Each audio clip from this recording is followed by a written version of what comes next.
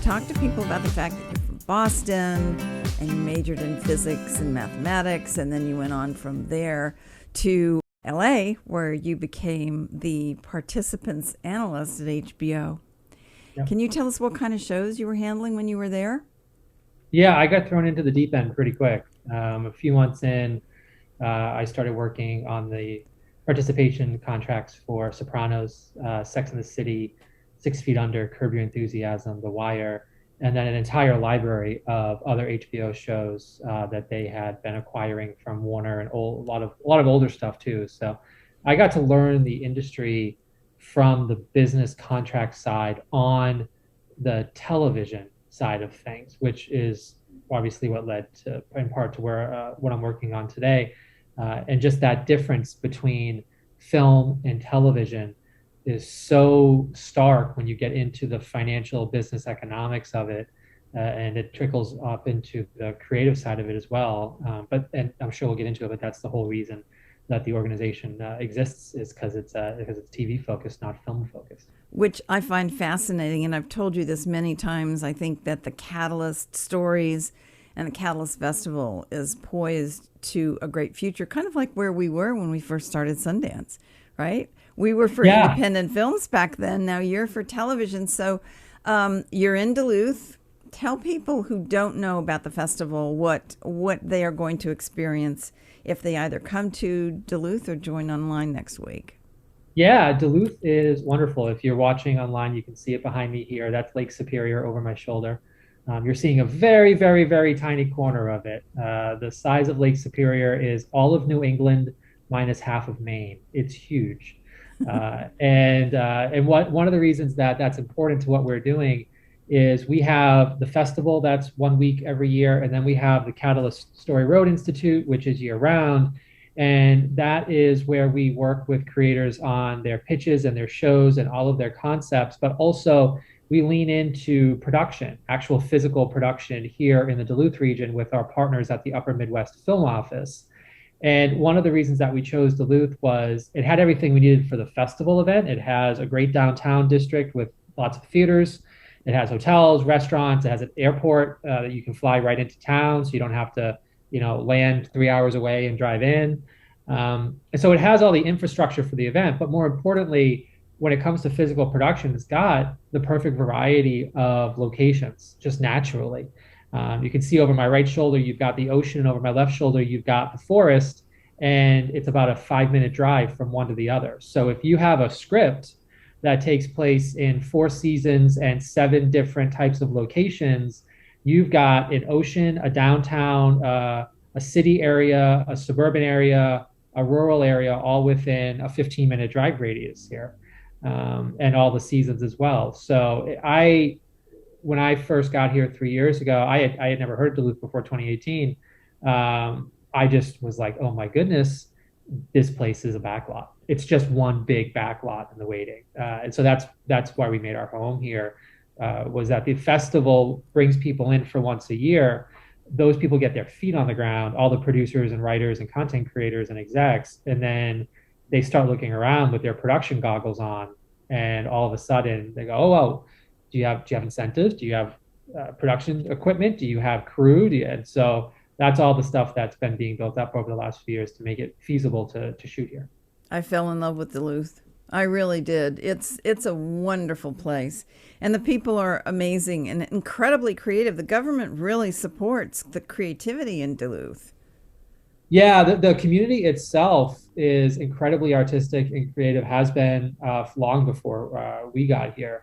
A lot of music festivals. Bob Dylan grew up here amongst other notable talented folks. There are some TV producers like Melanie Marnich who grew up in Duluth, who now work out in LA. There's some cinematographers like Van Hayden who grew up here, who shot for Spike Lee, and now he's doing some NBC and Netflix stuff. There's some younger actresses like Bailey Stender who grew up in East Duluth. She's now on iCarly on Disney. So it already has this natural talent vibe to it, both in our industry and, there's the ballet. The Minnesota Ballet is based here. Duluth has its own symphony orchestra. It's got, like, I don't even know how many theater companies. So it had this artistic beating heart, and that was a made it a perfect for home for us to be able to come in and just complement that and add to it. So, Absolutely. So yeah. let's talk about what people see when they go to the festival, and when you want to get your film into the festival, at what stage does it need to be? Because you're a little bit different than most festivals that way, right? Yeah, we are. Well, because we focus on series, we accept projects at any stage of development.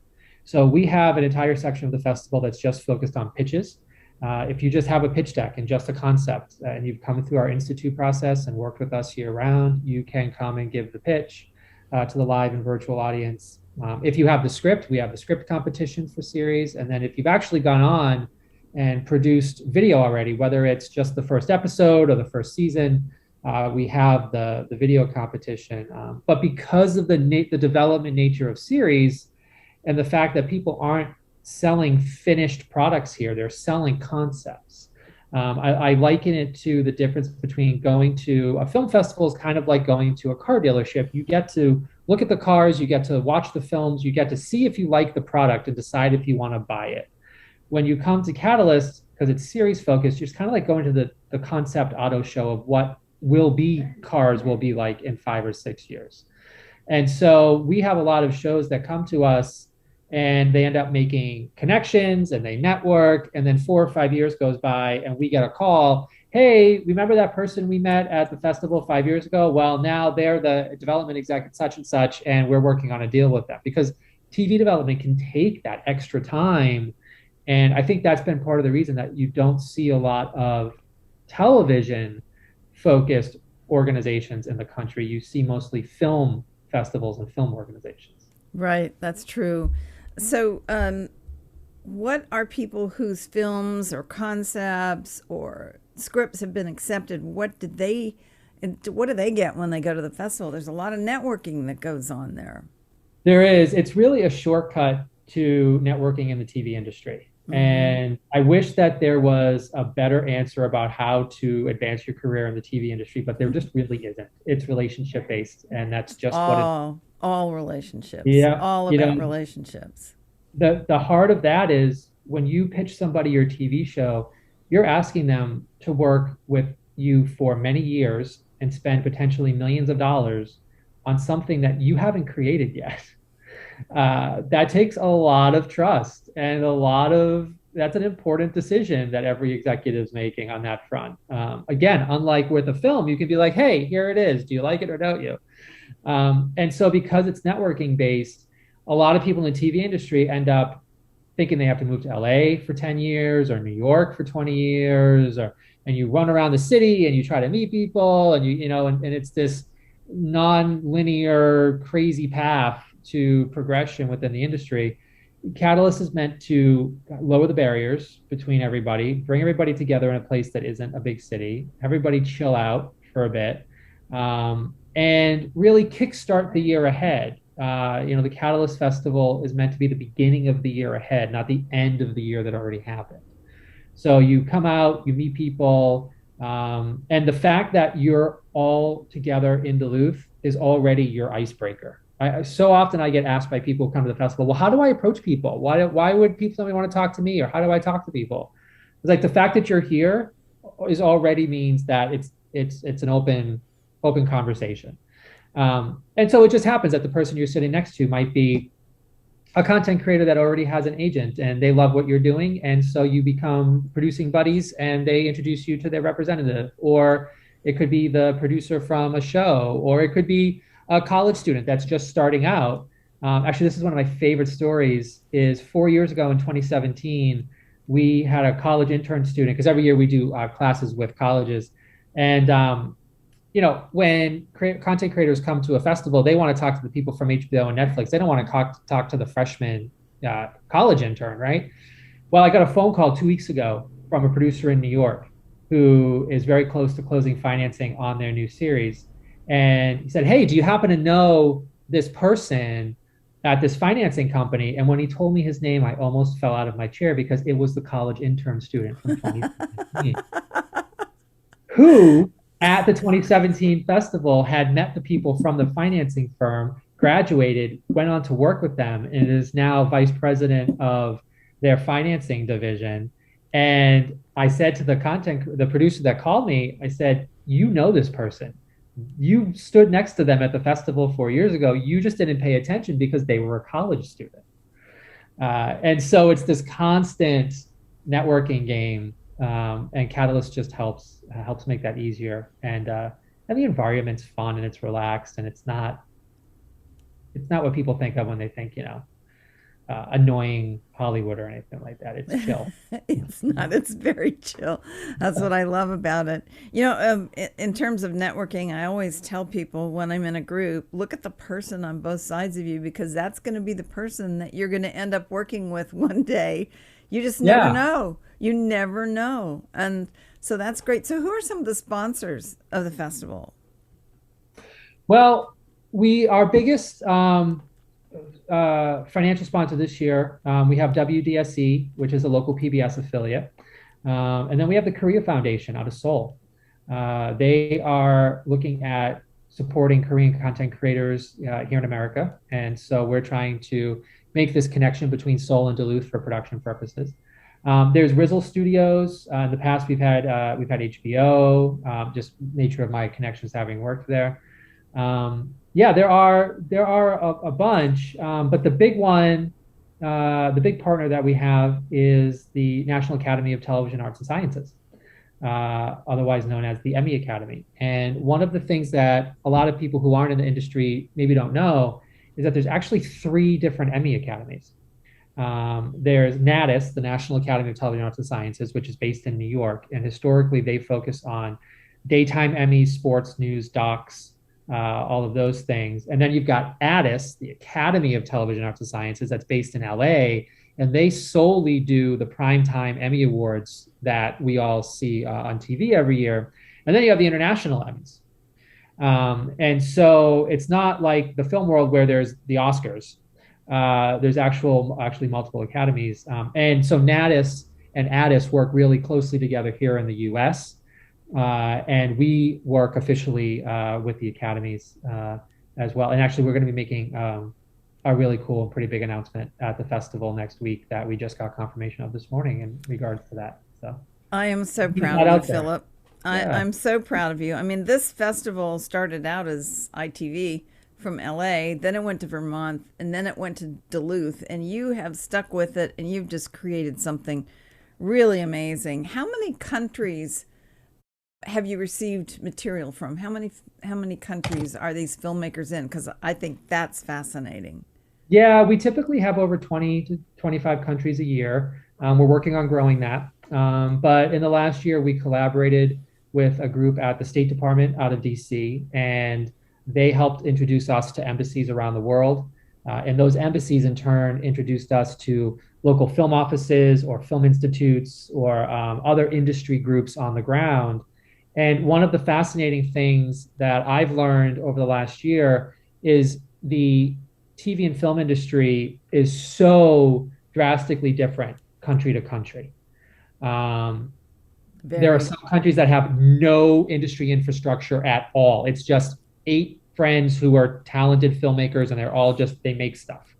Uh, there are others that have institutes of art and film and everything in between.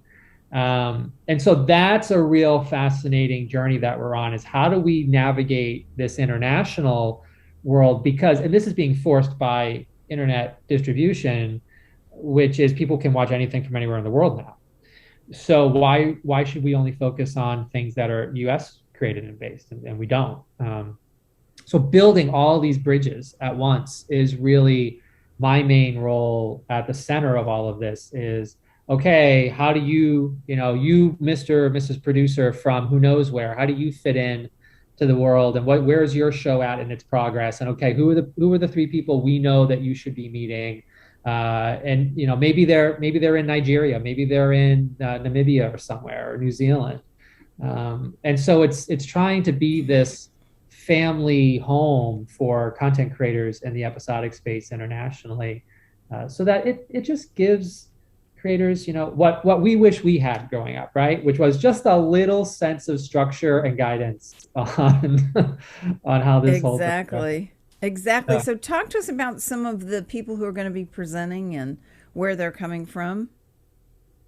Yeah, they're coming in from all over the place. We focus heavily on writers, producers, showrunners, people at the development executive level, the people who are actually making the decisions about who gets staffed on writers in writers' rooms, what shows are being produced, when they're being produced, who are the producers that they hire. We don't focus on flashy names and celebrities because typically they're not the ones in the trenches making the day-to-day decisions on staffing on TV shows, for example. So we focus on people who can help get your career that next actual small step. I know everybody thinks that you can show up to a festival and sell your film to Netflix. You can do that if you've made a film. You cannot do that if you've made a series for all the reasons we've discussed and a bunch of others. So it's about finding that next career step. Everybody wants an agent. Well, yeah, we bring agents and managers in, but you can't just pick up an agent at a bar. Again, that's a relationship game thing. It's just breaking the ice. So it's a lot of those types of people. It's not Tina Fey, it's Tina Fey's partners, business partners and writing partners. It's not Trevor Noah, it's Trevor Noah's producers. It's not so-and-so, it's the workers and the decision makers behind the scenes and I like that because a lot of people just look for flashy names, and when you get people who actually read into people's bios and find out that people like you were the ones that helped start Sundance, right? And that you have an experience and a history as being an executive at a major studio. That shows to me that those people want to have quality interactions, not just, oh, I'm on Instagram because I got my picture taken with Ted Sarandos or something. The problem with those kinds of collisions, I call them collisions. Yeah. Because you can be at a party and you can meet somebody that has a big name and you have a great time and, oh, it's wonderful, and you're sipping cocktails together and there's eye contact, and, in the old days it would have been a business card. Now it's bump my phone. And then a week later, they don't remember who you are. However, you're structuring it right. The business people, the people behind that, the people who make the business work are the ones who need to look for new talent, who have a lookout for who's the next big thing, who's a great writer, who's a great producer, who would be a great director, what's a team that I might want to work with. So I really, really applaud you. I support you. I'm going to be there offering whatever help I can give to people. I don't know where you're putting me yet. I have to look at the schedule. It's been so crazy here. You asked me before we started recording when I'm coming in. I do have an itinerary. I don't know when. I'll figure that out. It's soon. It's soon. And I think that anybody who comes will absolutely love Duluth. Now, what's the online presence? How do people interact online with this, and where do they go? Yeah, so from our website, you can buy the virtual passes. They give you access to all of the content, all the shows that are screening 24/7 for not just the festival week, but also the week after. Mm-hmm. So it's worth it. You can watch it at your own pace. You don't have to. That's nice. Yeah, you don't have to it's screening. It's Saturday at 3. I better be in front of my computer at 3 o'clock. You just watch whatever you want. And then you can watch the live streams of the panels and some of the workshops as well. So you can, be there in spirit, and have a live look in and see what's going on. Hopefully, beginning of the new year, we'll start our live events throughout the year in LA, New York, Atlanta, and Minnesota again, and start, part of the secret sauce of the year-round Institute program is people are meeting throughout the year. So that way there isn't the pressure of, oh my God, I have to go to Duluth and sell my show in 4 days or else my show set, my career fails. Like, whoa, take a breath. You were just mentioning about the business people always looking for the next thing. That's because once a show is greenlit and off into production, the development department needs to start figuring out, well, what's coming 2 years down the road, 4 years down the road. Right. And so there's this constant need. What's the stat this year? Netflix alone is spending $17 billion on content. The industry is projected to spend $49 billion. assuming there's no IATSE strike, which is a whole nother podcast. Yeah, we have to talk about that in a couple weeks. So, it's just, there's so much that needs to be done all the time. And with the lead time of development it takes for a series, you've got to go through the entire writer's room process. You've got to break down the story. You've got to figure out the production locations. I mean, it's years from the time a writer gets told by a network, yes, we want to buy your show and we want to move forward with it, to the time it actually starts rolling, never mind ending up on screen. And so that pipeline, is constantly needing to be reloaded. Well, I think that this is very timely for everyone. Tell them what the website is you want them to go to. It's catalyststories.com, and check it out. You can watch all the trailers of the shows. You can get a sneak peek of what people are making around the world out there these days. You can read the summaries of the scripts, take a listen to the podcasts that are there. One of the things that's interesting about us is we take in any type of content that isn't a film. Anything that's narrative, episodic, serialized in nature, AR, VR, kids, talk show, scripted, unscripted, drama, comedy, fiction, whatever, things we haven't thought of yet. As long as it's not a film format, we are the home base. Everybody out there should be excited about this. Netflix is not going to hire you based on a pitch. Doesn't work that way. You have to have a reputation. You have to have an infrastructure and relationships with people who are already speaking with Netflix. And you're not going to get that except in places like the Catalyst Film Festival and Catalyst Storie Road. So I encourage everybody. And Philip, thank you for all your hard work with this, and thanks for persevering. You're doing some amazing things for creatives. Give us the dates. Tell everybody the dates. Yeah, so the festival is September 29th through October 2nd here in Duluth. And then the Institute is year round. It's 365. So, and I just want to say, thanks for the time and the energy to be able to help us get this out there, but also for trailblazing all those years ago when you were digging chairs out of basements to try to make sure that the US-Utah Film Festival found its footing.